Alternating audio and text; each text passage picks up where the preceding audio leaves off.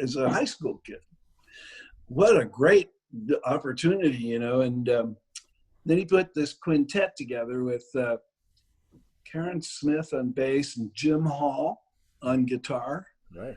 And Fred Katz, who was a classical cellist who could improvise. And so he joined the jazz group, and he liked playing jazz better than he liked playing classical music, apparently. And Buddy Collette and flute, saxophone, and clarinet. And they were instantly considered a very important West Coast jazz band. That's right. Yeah. You know, it was the West Coast thing was going on. The sound, you know, Chet Baker, and it was cool. And Chico was considered very, very, very in, you know. And he had great album sales. He had hit singles with El Chico and the Strut. And much later in 1979, he had a tune called Nomad that became a huge hit in the soul scene in the northern UK. 1979, you know, there's a punk stuff going on, you know. And he did beautiful recordings with Eric Dolphy, just amazing stuff. Yeah. He worked with great guitar players, Howard Roberts, John Pisano, and Shuggy Otis, which I thought was really cool. He used to hang out with the Rolling Stones and the Blues Travelers and the Spin Doctors. You know, from Fred Astaire to the Rolling Stones. What an amazing guy. Right. And Chico formed a company that made soundtracks for films. And he did soundtrack for The Road to Bali with Bob Hope and Bing Crosby. And the other thing he did that I remember as a kid was he did soundtracks for this super hip cartoon called Gerald McBoing Boing. And it was like the kind of beatnik cool thing, you know, and he was the soundtrack to this very funny cartoon. So he thought that was great for jazz. And he was an educator and a teacher, and he endorsed writing and performing. And he was an originating faculty member in 1987 at the New School University Jazz and Contemporary Music program. And he was presented the Living Legacy Jazz Award in 2006. Congress confirmed his nomination to the President's Council on the Arts. He lived to be 92, and he had a really full and great creative life. The thing I like about him is when you listen to him, he's driving the band on the drums, man. He just plays some of the craziest stuff. Let's have a listen, shall we? Let's do that. This is Manila. Yeah. From Chico Hamilton from the recording The Further Adventures of El Chico.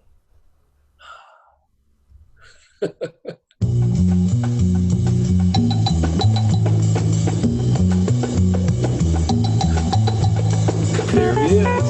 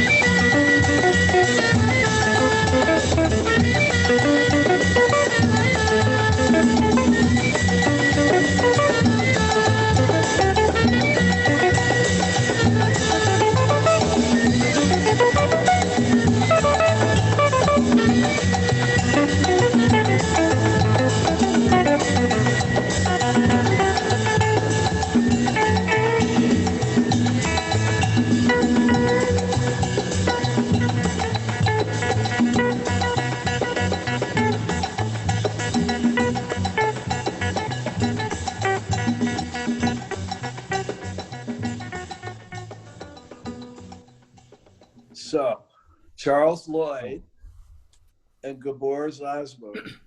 And those guys ended up going to San Francisco. And I used to jam with Charles Lloyd all the time. And when I was first listening to this was like my first way into even trying to play jazz, was that song.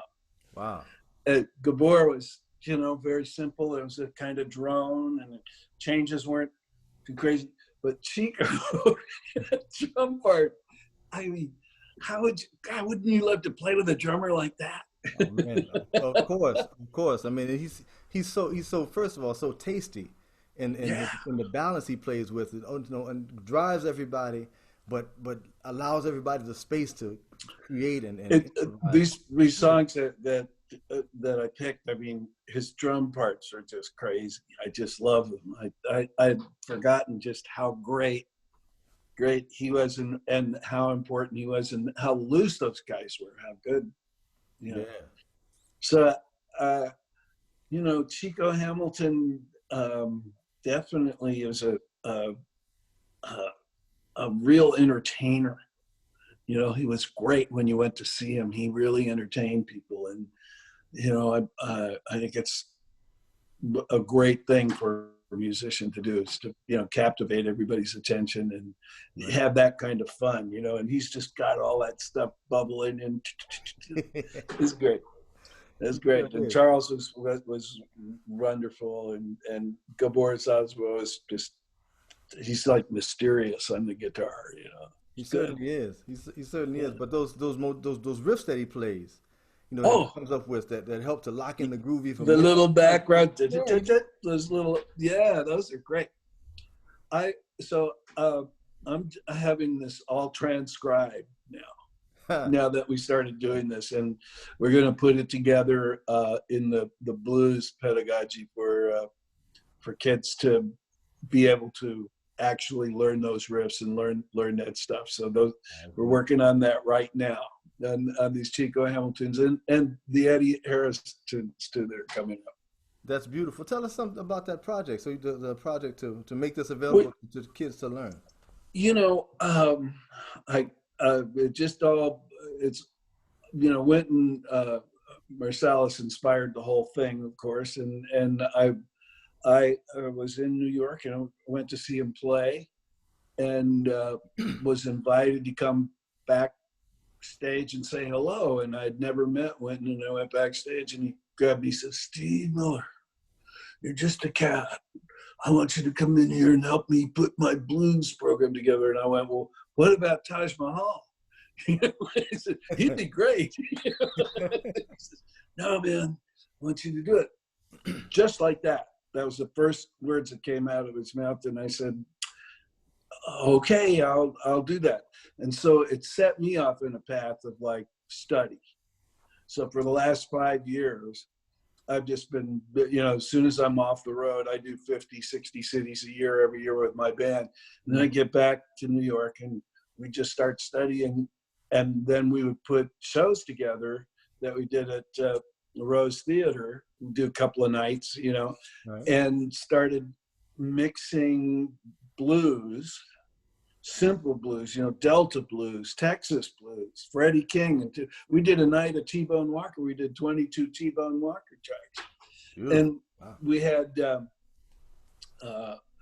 great musicians and great charts, and we've been working all of it. And so we're putting this book together of material for kids at Juilliard and for Wynton to have to work with. And we're just I'm also working with Shelley Berg, who's the dean of music at the University of Miami, Of course. Yeah. and we go down there and do shows with his kids there. Do the material there, and the idea, I think, is just to remind everybody how great blues is, and how much of it's in jazz. I mean, we all agree, I think, that blues, jazz came out of blues, and yeah, a combination of a lot of things. Hmm. And I think Wynton wanted to bring this sort of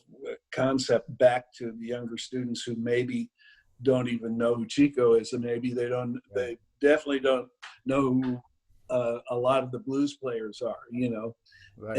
and so you end up with you know Eddie Harris. you get into that area, and Jimmy Smith, and you get all of this stuff, and so that's what we're working on. It's a really great project, and for me, it's just been nothing but an inspiration. I mean, just like putting this together, so we could have this discussion. It's just really good exercise. Well, that's a beautiful project and so needed. So Yeah, needed to really complete a lot of young people's exposure to a yeah, music that they might not know is part of their own heritage here in this country. That they're connected to themselves, and the root music and they do a here. lot of kids that grow up in Texas do hear it. I mean, we're really lucky growing up in Texas. I was surrounded by blues as a kid. Lightning Hopkins with Jimmy Reed and people like that were on the radio all the time. You just turn on the radio and it was just part of the culture, just like all the different musical influences that just bubble in that pot in Texas.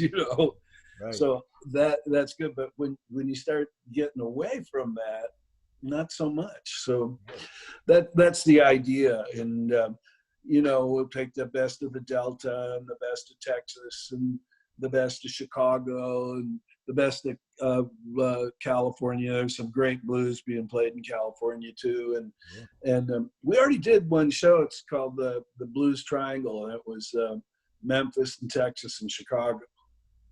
Beautiful. And we were doing Muddy Waters tunes and and then we were doing Robert Johnson tunes, and we were doing Delta tunes.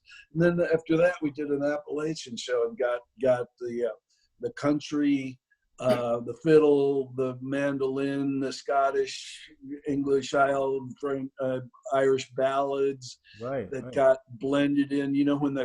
When the communities started working together, you had this cultural mesh, like you always do in music. That's the great thing about music, is it Right. overcomes all these differences we're all suffering from right now.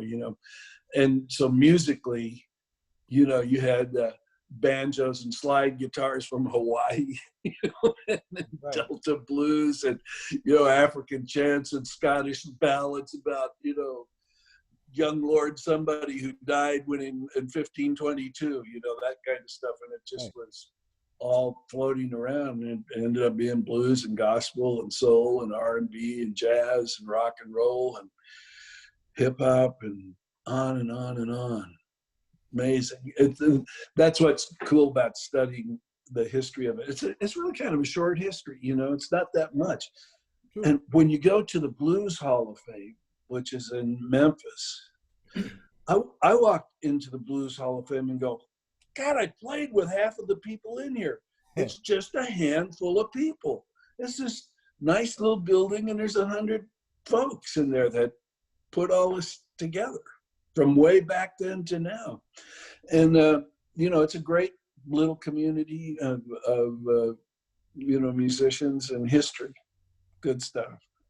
It's beautiful. That's beautiful. I look forward, and I'm sure everybody else looks forward to checking out this curriculum when it comes out, and of course Yeah. hearing you present, because the fact that you are presenting all of this music in live performance is a significant thing, that you can not only study it but you can hear it being Yeah. presented on your I kind of want to teach these kids, it's kind of like, okay, 6 weeks, we're going to do this show. huh. you know, we're going to play these 9 tunes. We're going to get them down cold or something. At the same time, I want to help kids learn how to perform, how to entertain people, and understand. I started my first band when I was 12. I've been on the road for 65 years, you know, and I see how important it is for musicians to have that energy, just like Chico did when he was a kid. I mean, he just and went right to work and got busy. You know, I think it's a real help for musicians, young musicians, to understand that and get with that, get after it. You know. Yeah. And blues is a real easy way to do that. You know, it's so much fun to play, and people like it so much, and it's not too difficult for anybody, you know, and everybody can get into it. So it's a good thing. That's beautiful. Well, I know one thing. I know Eddie Harris played a lot of blues. And Man, Eddie is just such an amazing mind. yeah. You know, wow. He just, uh, uh, you know, he had, he started up, you know, about the Eddieisms. He has all these sayings, and one of them, I gotta find it here. It's hilarious. It's like, oh, he, oh yeah. Here's what Eddie said. He started off, he learned to play by ear. That's the way I learned to play, you know, and learned by ear, and then he learned to read music. And he says, music is the only profession in the world that one may find themselves successful before learning it. You know, he had this very kind of almost cynical look at everything. And he changed, you know, he had his hits, and he wanted to stop playing sax because he didn't want to have to keep playing that same hit over and over and over, which is a very smart thing to do. And then he started singing and went back to playing piano and started, you know, goofing with the electronics and working on all of that stuff. And he was he played, you know, a mix of jazz and funk, and he experimented with the electric piano and the baritone sax, and you know, the reed trumpet, and what did he? Yeah, the Condor Innovator, which was a guitar thing, the guitar organ, which was a guitar organ combination thing, and what did he call the trombone? The saxophone. The saxophone. Saxophone. You know, that's great. I like that. See, I've always been interested in electronics and sound and recording techniques and sound collages and mixing that with music and creating a really broad horizon to bring the music into it, you know. Sure. And you know, these guys are almost psychedelic. They really got into it, and Eddie was he really put together the first guitar synth. You know, a great tenor player and pianist and songwriter. You know, and you know, he had a great teacher too. He had he went to school with Captain Walter Diet, I think is his name. That's right. And he he taught Nat King Cole, Diana Washington, Gene Emmons, and Bo Diddley. Went to that school. That's right. So look at that. There you got it. You know, like blues to really sophistication. It's a sophisticated jazz, the whole deal. And you know, when I start studying these guys, I always think of you guys. And when the high school kids come for the competition, sure, and you know, the Jazz at Lincoln Center Orchestra plays, and they get to ask questions, and then they have their competition, and I think, man, what a great thing, you know, what a great tradition. And there just seems to be in the jazz world, in the black jazz world, there always seems to be someone, you know, like the captain who, like, you know, and like he made Eddie learn to play clarinet first and wouldn't let him play tenor till he'd mastered the clarinet. And he went on to play the oboe. Right. And you know, he had made him work. And what a great thing, you know, what a great way to pass a musical tradition on, you know. No, you're right. And he taught in Chicago so many great musicians that came through his programs. We could run down all of the great ones that came out of Chicago. Most of them came through Captain Walter Dye's program, and Right. was extremely influential. And it shows you how important it is to have, as you're saying, that one person in the young person's life to put them on that path. And you see Yeah. all of those people that you mentioned and so many more. Having that. Yeah. And you know, the heritage is so great, you know, from a teacher like that. Like what you do and what Winton does. I mean, these are really important cultural events. You know, they make our whole culture so much better, you know, to have people teaching and have a place where kids can come and really learn something really valuable. Right. That's beautiful. And so you've chosen for us to listen to from one of his prior students, Eddie Harris. Uh, the first one that you sent was a piece which I've always loved called Mean Greens. I love that song. Let's listen to that. Yeah, Mean Greens is always been one of my favorites. This is Eddie Harris from the record on Atlantic Records, Mean Greens. Yeah.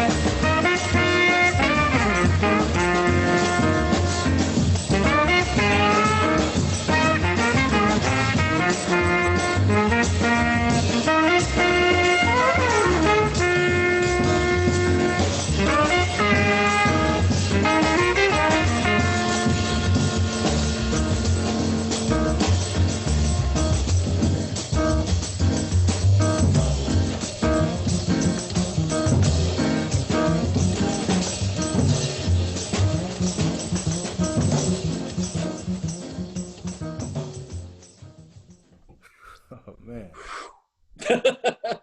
Yeah, kind of reminds me of Blue Mitchell and Horace Silver sometimes too, a little bit. Yeah, But has that energy. Yeah. I love that kind of horn work and those, quoting those lines, and it's so cool, you know. And high school kids can learn to do that.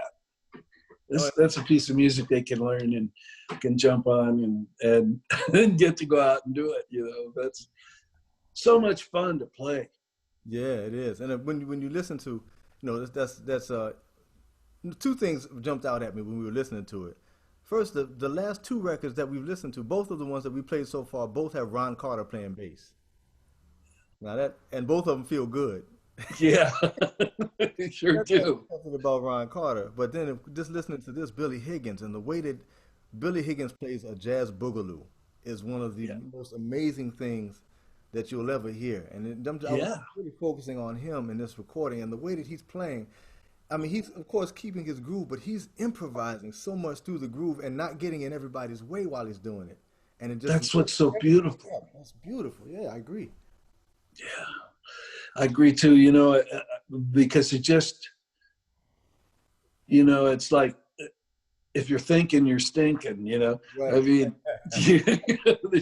it's just it flows. So that's what I loved about listening to this music. It's so uplifting going back. And I mean, I've just been playing it for days now, in the house, and just Yeah.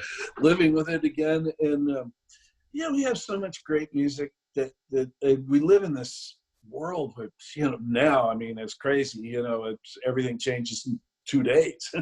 Right. you know where we have all this great inspiration, that we can go and can study, listen to, and enjoy, and improve the quality of our lives just listening to people play that well together, Right. that freely, and so soulfully. It just feels great.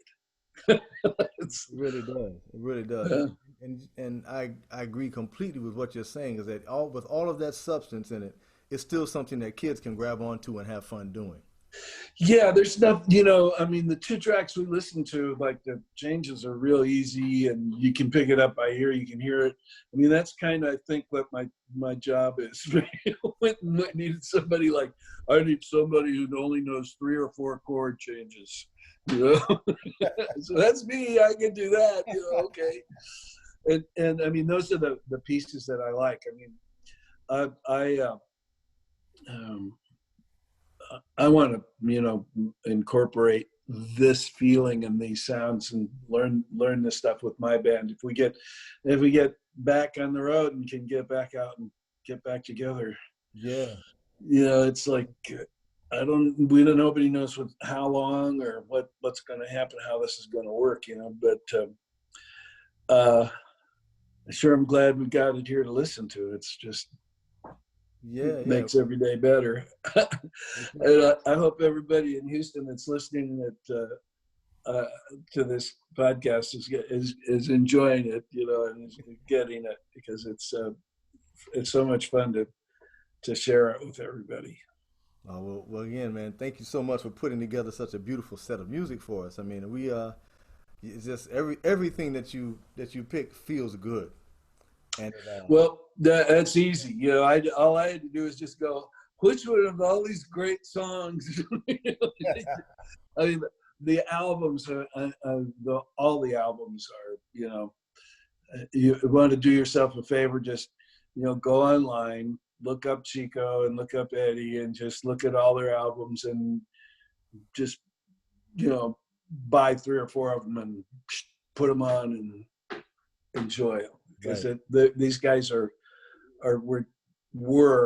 phenomenal musicians, and they have a lot to say. And Eddie always played. He could play modern, and he could play free, and he could, he had this beautiful tone, and he had lots of soul, and he's refined. His playing's real refined. He's not, you know, right, right. tearing it up, and he has those killer grooves, and all of the Eddieisms, too. Right. Great stuff. I agree. Well, we have some more Eddie on the list that you sent. If you want to dive into another, um, we can go in any direction you like. We have Listen Here. Well, anything you see there in that list is good. Doesn't matter what order it's in or it's. We're gonna. Well, I agree with that. It definitely is all good. And so why don't we let's go with Eddie Harris, "Listen Here," which was one of his it was a very popular song in his Yeah. album. This was the one that he got tired of playing. This was like my Joker. You got to play it 1,000 times. Right. He had to play this everywhere he went. He had people beg him to play this. That's right. This is Eddie Harris. and they were right. That's right. Eddie Harris, "Listen Here," from Greater Than the Sum of His Parts.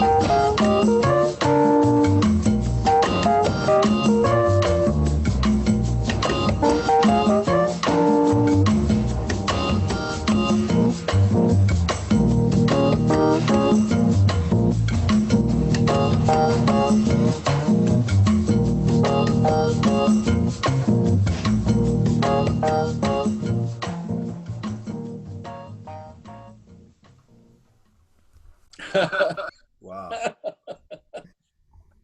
Man, I've heard that Yeah. many times, and it's like the first time every time you hear it. Yeah.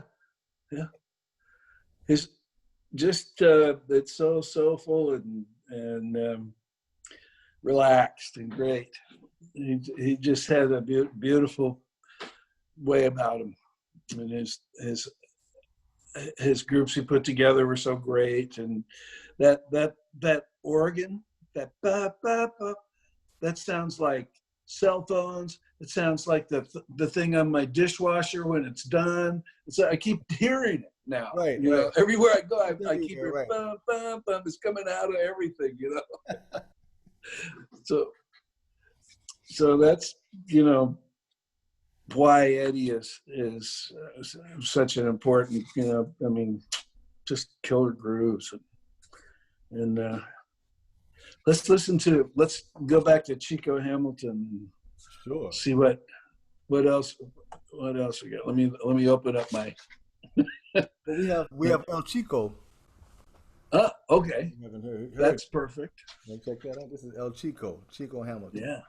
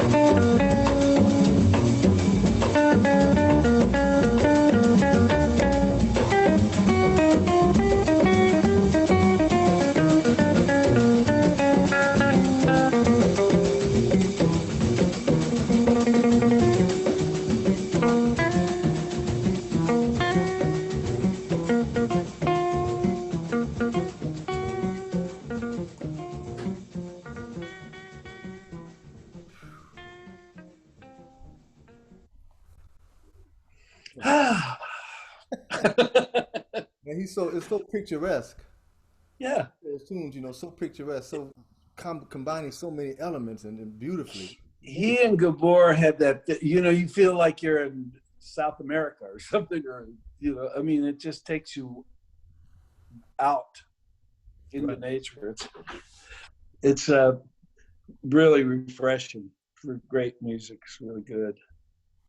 And I couldn't. I was looking that one up, researching a little bit. That's Sadeo Watanabe on alto saxophone and flute on that record. I didn't realize that Sadeo Watanabe, who's a Japanese, great Japanese woodwind player, who's still with us. And man, I didn't, had no idea that it was him on this record. And he's just Yeah, beautiful to it's know that he's amazing this when type you of start looking. You know, we live in such a great time, and we have all this information now. We can go on our computers, and you can go in and see who is. You know, you learn all these. You know, you find about all these other great players. You know, right. all of this stuff that's so great. I I just, for me, it's just it's like a place I could just spend all day, you know, just going through the notes and listening. And these two artists are great example of just the creativity and spontaneity, and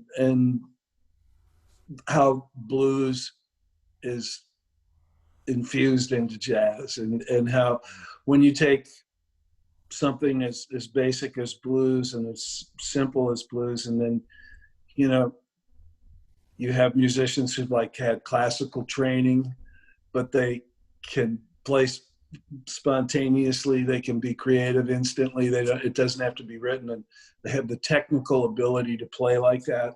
Right. Man, that's jazz. That's what we love about jazz. Is it's got all the soul in it, and all the blues in it, and all the technical ability in it too. That's so fantastic. That's right, right. And it all serves the music. You know, nothing Yeah. nothing overshadows the fact that they're all there to play together and serve the music and make that kind of statement when they play. It's beautiful. So how old were you when you thought you were going to actually be a musician? Actually be one? I guess I was 17, I'd probably say, when I got serious about it. I played, both of my parents are professional musicians and music educators. So I Right. was always around it in college camp. They both taught at colleges, so I was always around a college Right. concert or some kind of band or choir or something, you know. So Right. I was always around it, but I wasn't serious about it until about 17. And Well, when it you got know, the 16-year-old brain isn't capable of any kind of serious thought. Before 16, but at 16, from 16 to 17, that's a real bridge everybody crosses, right? that's true. So then you started studying, and what was it like? I mean, did you start going to music school when you were 17, or what kind of classes did you have? No, no, I wasn't. I didn't go to music school, but I was in Hampton, Virginia, and I started to. I started to. I joined the Hampton All City Jazz Band, and Uh-huh. led by a great trombone player who introduced me to people like J.J. Johnson and people I'd never heard of. Right. I couldn't believe that I was playing the same instrument that they were, and so you know when I started to check them out, that put me. It humbled me, of course, greatly, but it also put me on a path that there's something to achieve with study. Listen to how Right. JJ sounds. You know, I can maybe at least try to go in this direction with my own musicality if I start to practice and take this thing seriously. And so that's what it really did. And then after that, I just started to surround myself and try to seek out teachers and people that I could ask questions and that kind of thing. Get my It becomes a quest, right? yeah. Oh, I it mean, still is a quest. Yeah, yeah, it's a quest till the very end of it. that's But, right. you know, so how long did you have to practice every day? Oh man, you know, I practiced when I had the time and was at my I guess most practicing period. I practiced combined about 5 hours a day or so. You know, when Yeah. I was in college, I could practice a little bit in the morning, then go to class, and then come back and practice some more later. And combined, I get maybe 5 hours a day or so. But I was doing that pretty regularly for a little while when I had the time. You know, now you don't really have the time in life. Well, I Yeah. had a little bit of time, which I'm grateful for since this whole thing stared. But I'm no, doing my vocalies and practicing guitar. you're I right. got more time. Yeah. I Yeah. mean, when we, I mean, when did you start playing gigs? Gigs, I was 17. I played my first gig at 17, and I was very bad.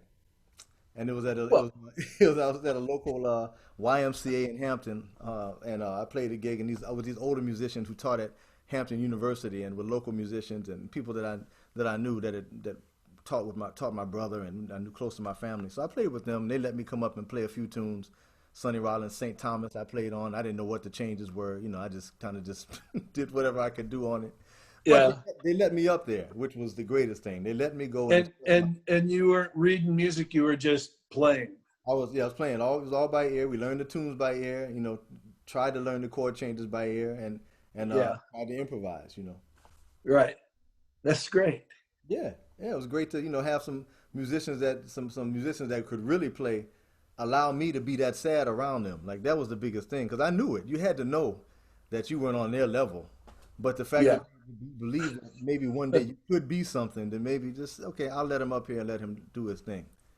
And it meant a lot to me then, and still means a lot to me. Well, when I watch you guys perform with the big band, which is the best big band in the world, the best. I wonder, I just see how amazing it is. How many guys are in the band? Is it 21? No, 15. It's only 15 guys up there. Yeah, 15.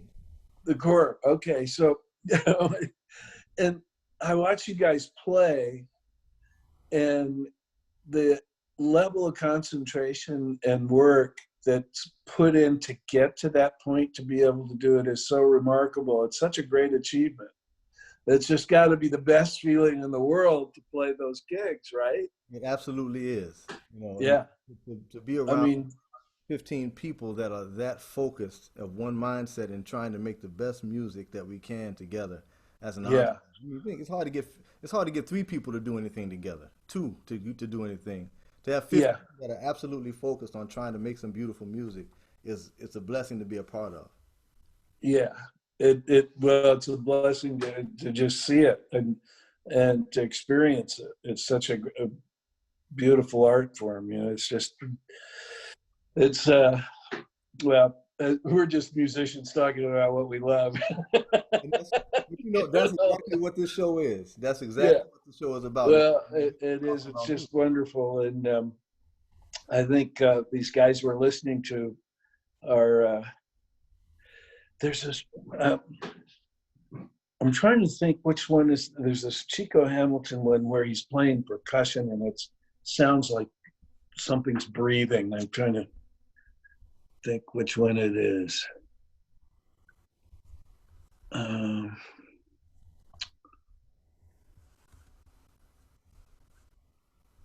Maybe. Did we play Helena? We did not. Let's try that.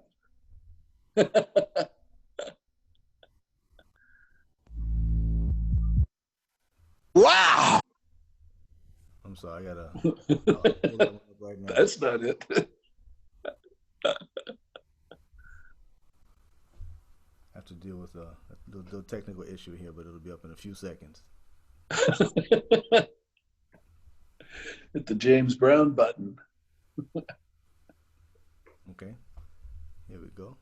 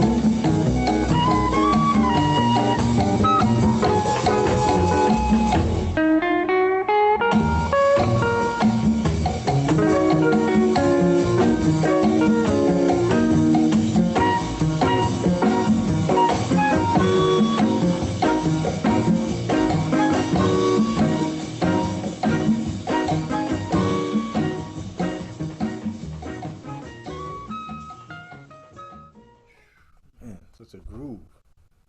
That's just such a that whole set with Gabor is just has such a great, so tasty. Yeah, yeah. Really, really tastes good. I love that stuff. Well, so we go to Eddie Harris and listen to 1974 blues. Oh man, of course. That's one of my favorites. And That'd be a good one. of course. Let me pull that one up.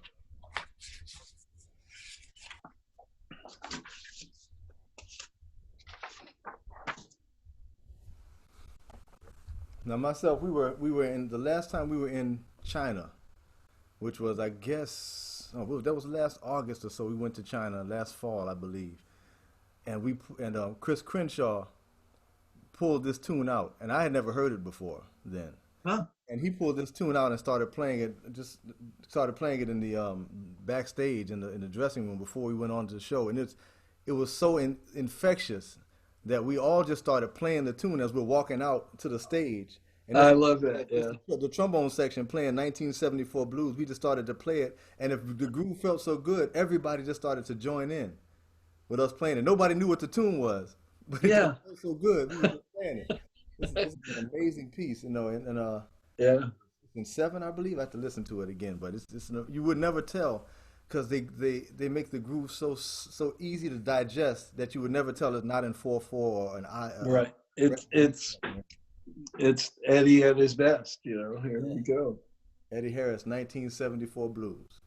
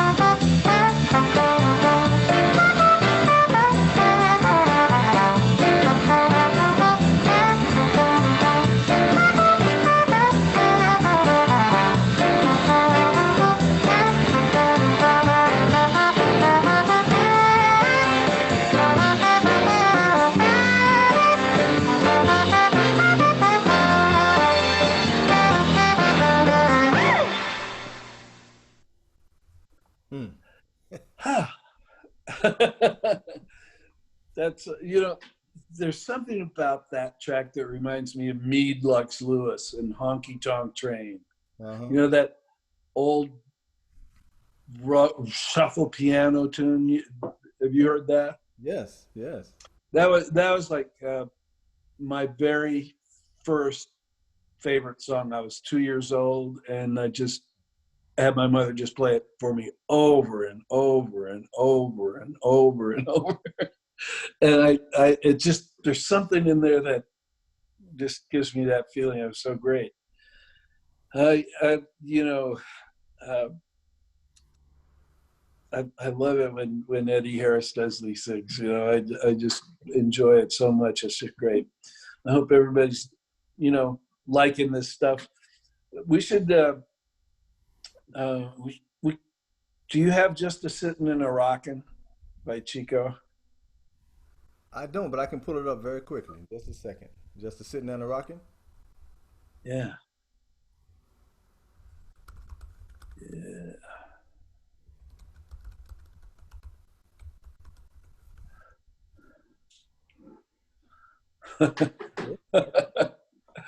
This is really fun. Thanks for inviting me. I really enjoyed this. I'm so happy that you're enjoying. I know I'm enjoying it. I'm sure everybody else is moving just the way we are, wherever they are. They can't help when you hear music that's just infectious, or it just grooves you to death. I have just sitting down and rocking right here. Here we go.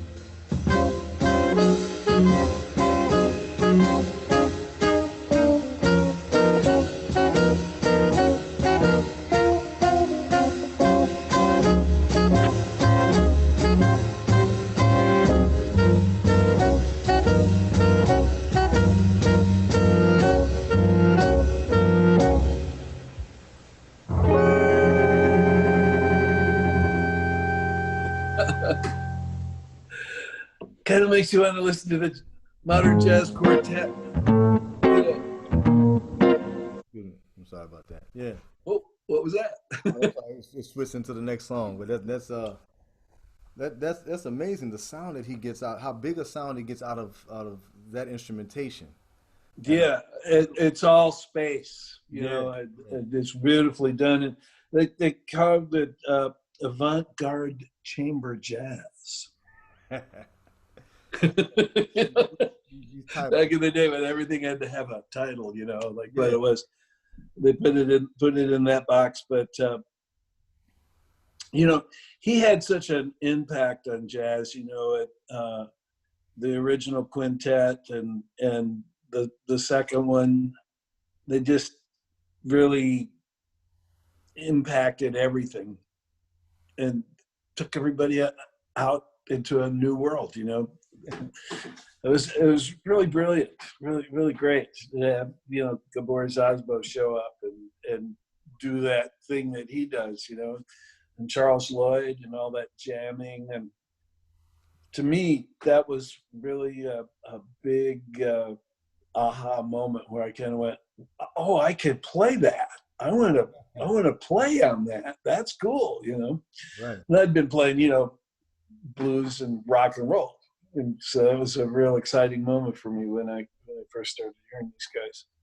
And I guess the next time we do it, well, we'll have to do the Modern Jazz Quartet and Sure. Horace Silver, and maybe we can pick some real obscure Coltrane tunes or something. Man, you're talking my language. Anytime, I'd love to do it. And Yeah.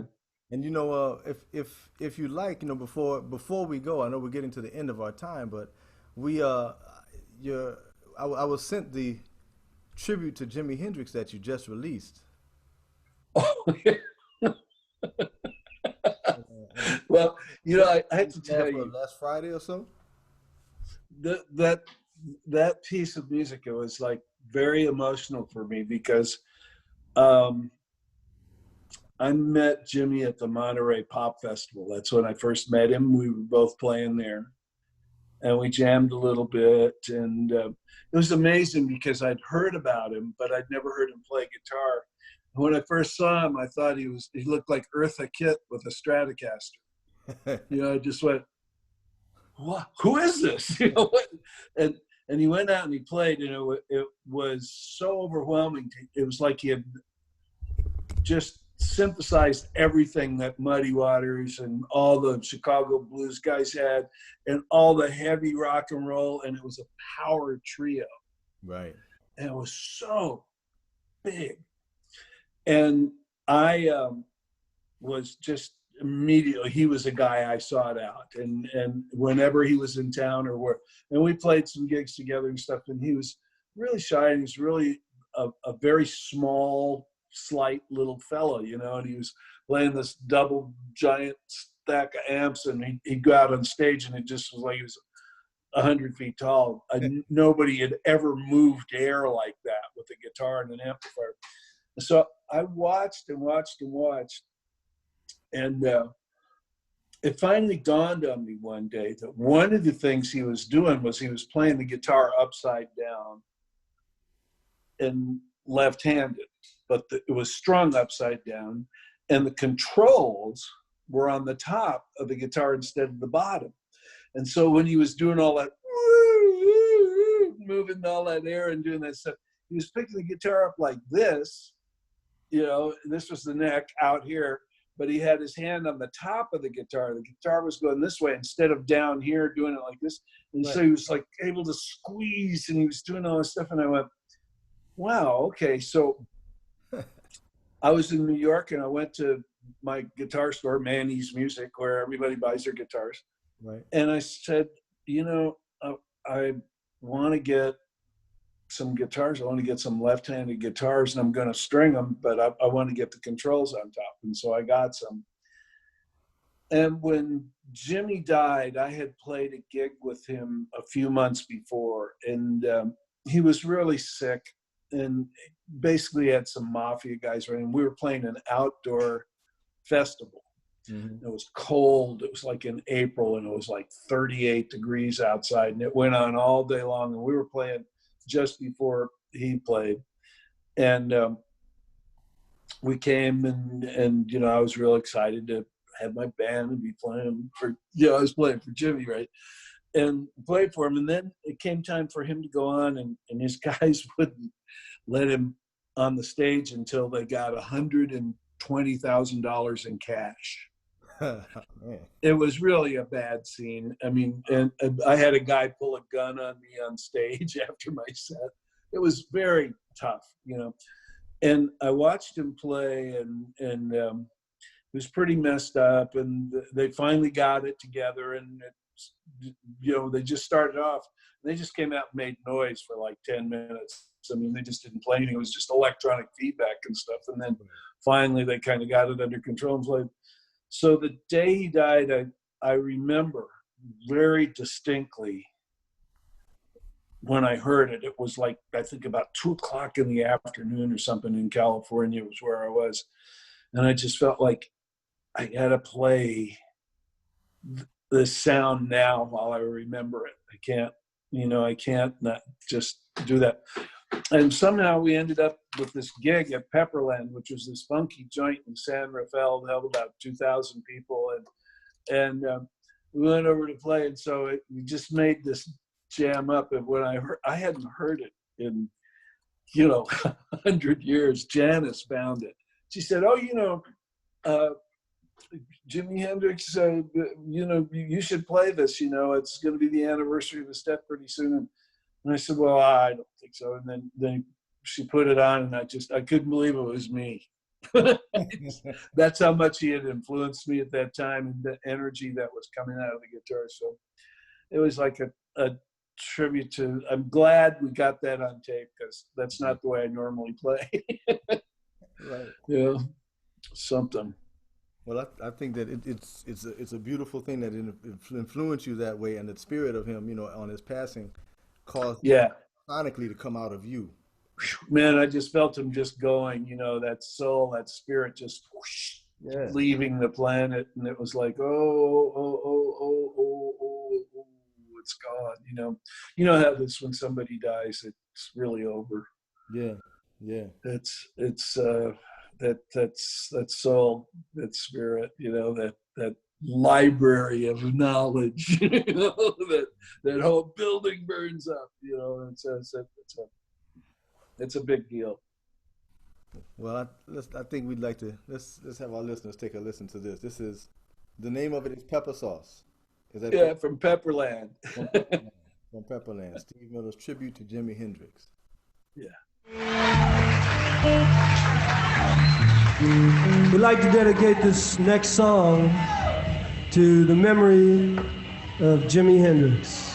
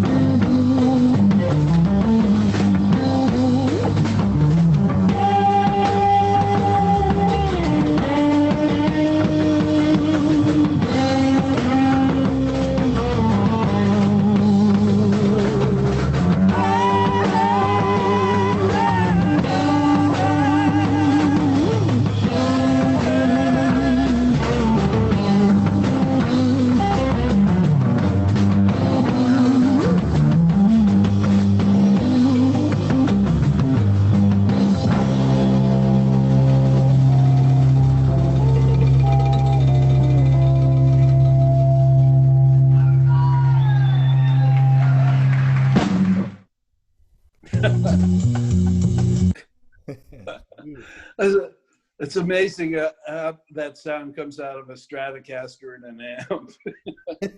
Well, you have to know what to do with that Stratocaster to get it like that. I mean, Yeah, but that's beautiful. Jimmy was a master. I was just inspired by him. Yeah. Horrible loss. He was like, I always thought he was going to end up being kind of like, this sounds crazy, but like the Duke Ellington of rock and roll or something. I thought he was just going to write amazing new music. Right. Sad to lose a brother like that. He left his mark, and we are all still happy that we had him for the time. Yeah, yeah, that's true. You know, It's crazy when you think 27 years old, just a right, kid. right. But So think about people like that. That you look at the pace at which they grew and which they played, and they had output. It's almost you hate to say that they knew that they might not have a long life, but when people like that are on the earth, you think about people like Clifford Brown and people who died in their 20s, Fats Navarro, and other people who died before they were 30, Charlie Parker, 35. yeah, He put out so much music that meant so much to so many people in a short period of time that it's true. almost as if something within them knew that they weren't going to be here long. So I need to do this, and it has to have purpose now. I said it was like they just didn't have an education. They didn't know any better.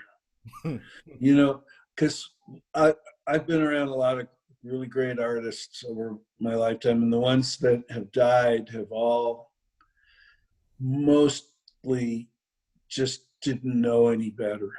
And there wasn't anybody around them to just go, hey, pal, come on, let's go have some dinner and get some rest. We got to do this tomorrow. And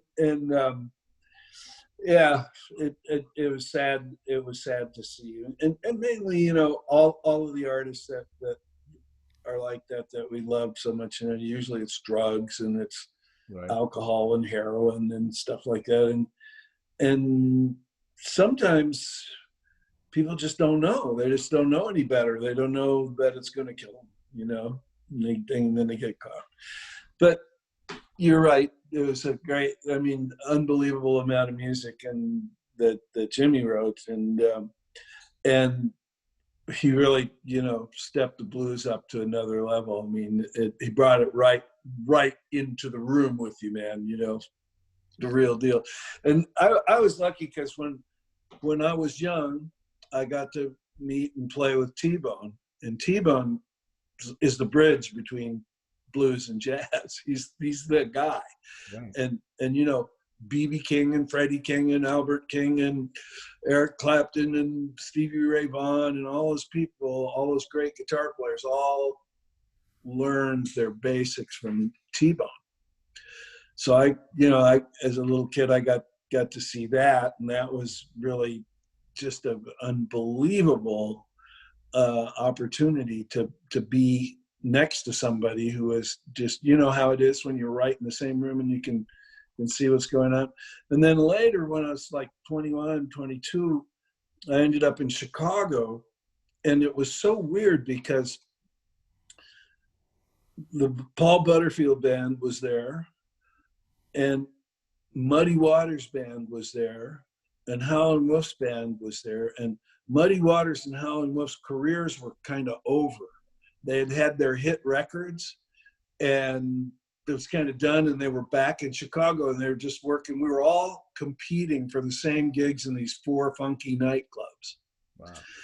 And that was such a big moment for me to be able to sit in a room and hear Muddy Waters and Otis Spann and James Cotton play at a nice low volume in a small room.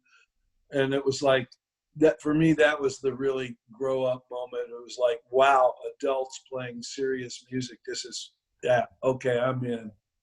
I'm through with college. I'm, sorry, mom and dad, and I was just like a, white middle-class kid who was supposed to go to college and get a good job, and I left like the last semester of college and went to Chicago. and it was just, I had to go. I just, I finally realized, what it was. And so to see Jimi take that up another notch into, because as time went on, the amplifiers changed and the staging changed, in rock and roll, everything got bigger. And I went in 18 months, man, I went from playing little theaters, 2,500 seat theaters, to hockey arenas, to arenas, to football stadiums in literally less than a year. And everything just kept getting bigger and bigger and bigger. The amps got bigger, the PAs got bigger, the stages got bigger, the energy you had to put out got bigger, and then you'd look out and there'd be 80,000 people. Right, right. And Jimi was the best at it. Of all of them, man, he was the best. Beautiful. He was great. It was wonderful. Beautiful. Well, Vincent, this has been an absolutely excellent way to end the week. Oh, well, thank you so much. And for me also, and I just want to again thank you for being a part of this and for bringing us such a wonderful set of music to listen to. Thank you for inviting me, man. I love you and I love what you do, and I'm always happy to come and spend time with you and your members and I hope to come down and see you guys, and I hope we get to play some of these tunes, do a little Eddie Harris stuff. Anytime. I'll have the book ready pretty soon now. Anytime, man. Steve is so great, man, always. And you and give my love to Janice and to the rest of the family. You all stay safe there, and hopefully we'll be on the bandstand soon. Okay, and right back at you. And love to you and your family, and stay safe and stay in touch. Keep in touch, and I will too. So long, everybody. Thank you so much, everybody, for joining us for Freedom at 4. Join us next week when we have the great Ricky Riccardi, the curator of the Louis Armstrong Museum and House. He's going to bring us a nice, beautiful tribute to Louis Armstrong. Pops is going to be with us next Wednesday. So check that out. Great. We will see. I will post a playlist, as I do with all of the shows, of the show that the list that Steve Miller curated for us. So you all can check it out on the Jazz Houston website, and we will see you all on the next show. Thank you so much, Steve, for joining us, and we'll see everybody. My pleasure. Good night. Good night.